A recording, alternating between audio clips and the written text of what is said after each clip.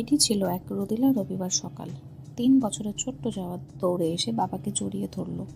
তার বাবা তাকে কোলে তুলে নিলেন। বুঝলেন আজকের দিনটি হবে একদম আলাদা। জাওয়াত বলল, বাবা, তুমি আজ অফিসে যাচ্ছ না, তাই না? বাবা হেসে উত্তর দিলেন, না বাবা, আজকের দিনটা শুধু তোমার জন্য। সেই সকালে বাবা জাওয়াতকে কাঁধে তুলে ছাদে নিয়ে গেলেন। জাওয়াত খুশি হয়ে বলল, কত রঙিন ঘুড়ি বাবা! বাবা হেসে উত্তর দিলেন, ভালো করে ধরো বাবা, আজ তোমার প্রথম ঘুড়ি উড়বে। দুজনের হাত একসাথে সুতা ধরল।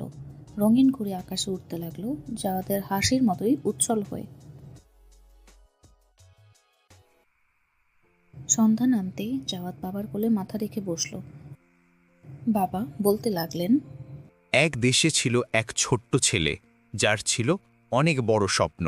আদো ঘুম চোখে জাওয়াত গল্প শুনছিল। ঘরের নরম আলোয় চারপাশটা হয়ে উঠল নিরাপদ আর আরামদায়ক।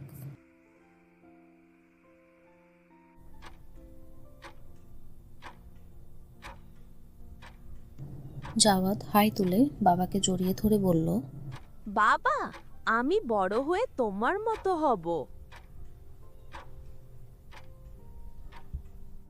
বাবা জাওয়াতের কপালে চুমু খেয়ে ফিসফিস করে বললেন, তুমি আমার থেকে অনেক বড় হবে ইনশাল্লাহ। এই কথাগুলো শুনে জাওয়াত চোখ বন্ধ করল। ঠোঁটে মিষ্টি হাসি নিয়ে ঘুমের রাজ্যে ভেসে গেল।